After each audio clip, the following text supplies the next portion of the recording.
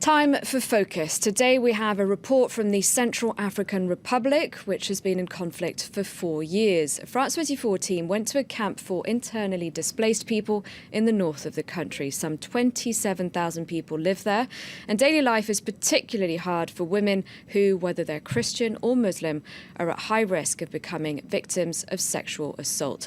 Edouard Dropsy and Emmanuel Landé sent us this report. Isolated in the north of the country, a part of the Central African Republic disappears into the horizon. A camp, left to fend for itself, has been plunged into a deepening humanitarian crisis. More than 27,000 people live in these huts located in one of the most dangerous regions on the border between Chad and Sudan. In Batingafo, women like Laurentine struggle to survive every day. They fled the Seleka, a predominantly Muslim rebel coalition that still rages in the area. Laurentine keeps her family alive thanks to her small business. What I earn at the moment is just enough for me to eat. I don't have enough to fix my house. I also have to buy school supplies for my children so they can study. The women here strive to make a living, so they created a treasury to group together their savings. Faced with adversity, these Christian and Muslim women stick together. Each week, they each contribute a small amount. Then 5 of them receive 10,000 CFA francs or 15 euros. A system that's based on trust and solidarity. We created this association because women don't have work and don't have money. Many women don't have anything because they've lost their husbands or they've been raped. Rape, a permanent nightmare that haunts the nights of these survivors. Many continue to suffer, like Hermine. The young woman feels that she has no freedom living in this camp. I passed some armed men, and they asked me if I was a Muslim. If I'd been a Christian, they would have killed me. But instead, they said I just had to sleep with them.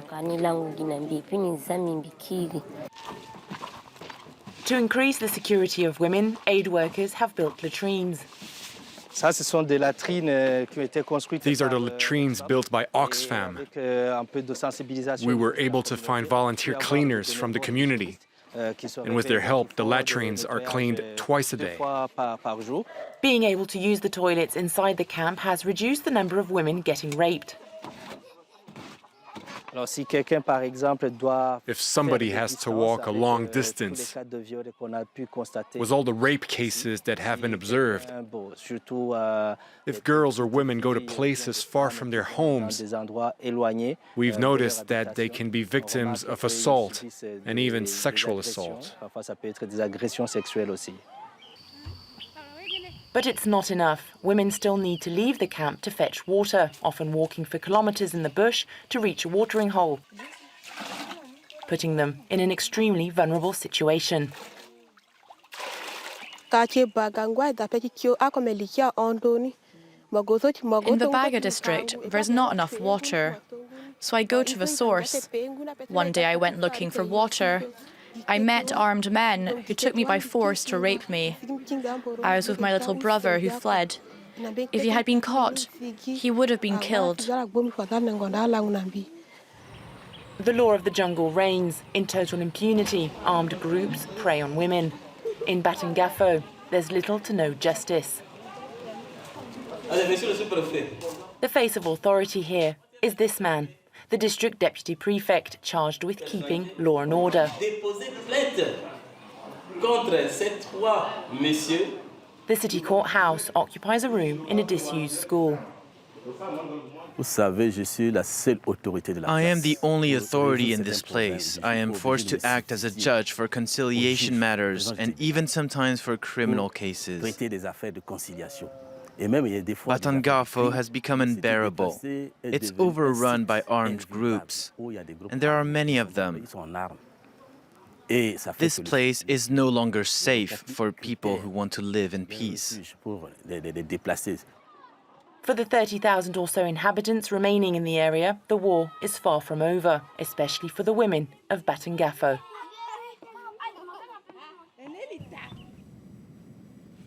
For more on this, I'm now joined in the studio by Thierry Vircoulon. He's a Central Africa researcher at the French Institute for International Relations. Hello, thank you very much for coming in.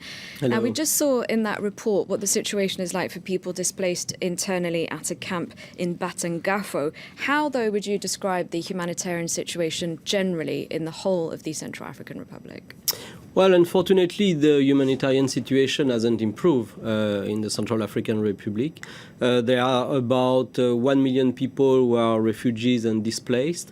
According to the UN, 2.2 million people still need humanitarian help to survive. So the situation is quite serious. And unfortunately, what we see over the years basically is a decrease of funding for humanitarian assistance in the Central African Republic. Last year, I think the humanitarian response plan was funded. About 36% of it was funded, and this year, at this stage, it's only 6% of it that is funded. Why is that, do you think? Because there are other conflicts, or because this one just isn't getting as much attention anymore? Well, both, I think, because first, this conflict is a bit forgotten, especially since the election happened last year. So people tend to think that the situation has been normalized, and it's not the case, as we can see in Batangafo. And secondly, as you said, there are now too many crises, and I think the humanitarian international system is reaching its financial limits. So like you said, last year there was a new president elected, Faustin Touadéra. How come he and his government then haven't managed to put a stop to militia violence in the country? Well, I think there is a difference between electing a government and sorting out a crisis like this. Basically, last year, legitimate government was put in place in Central African Republic. It doesn't mean that it's a competent government, and it doesn't mean that this competent has the means to govern. Basically, in terms of security, the government cannot do much. It's basically the United Nations with about 10,000 men on the ground that are providing some sort of security in the Central African Republic. But the domestic security forces are not really functional at this stage.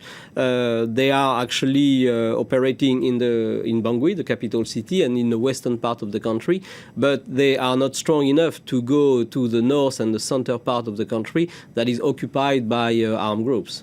So do you think then that the UN peacekeeping force should be expanded? Well, the UN peacekeeping force definitely should be expanded, but it should also be much more proactive. There has been a long battle in Bambari, which is a town in the center of the country, between September last year until February this year. And it took to the United Nations quite a long time, actually, to have a robust position against the armed group in Bambari. So once again, in Central African Republic, like in Congo and like in Sudan, etc., we see that the peacekeepers are actually not robust enough on the ground, and most of the time are reluctantly try to provide a bit of security to the people. What about the disarmament talks that were held last week? Is that an encouraging sign? I understand there were some in Bangui that some regard as pretty significant. Yes, definitely. I mean, I would say it is the beginning of a negotiation. Unfortunately, it took 2 years to reach this point because the armed groups signed already an agreement about the DDR process in 2015. And so the process has been very slow, and it's only now that the UN and the government has managed to put all the 15 armed groups around the table to start a discussion about the implementation of the DDR. But the claims of the armed groups are probably quite unacceptable for the government at this stage, because they want jobs in the government, they want jobs in the army, and they of course want amnesty for the crimes that they have committed since the beginning of this crisis.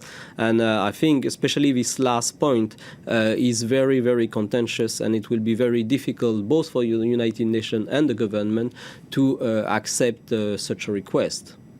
All right, we'll have to leave it there. Thank you very much, though, for taking the time to come into France 24 to tell us more about this conflict, which, like you said, hasn't really been in the headlines very much recently. Thierry Vircoulon from the French Institute for International Relations. I'll be back.